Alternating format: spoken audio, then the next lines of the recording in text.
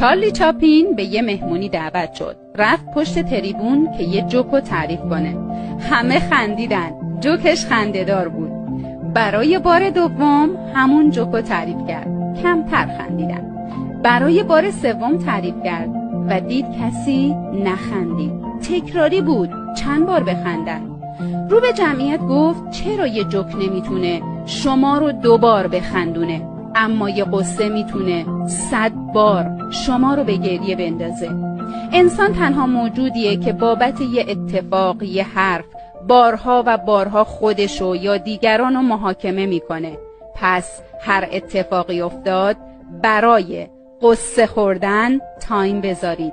چند ساعت یا یه روز کامل به خودت فرصت بده تا تخلیه بشی.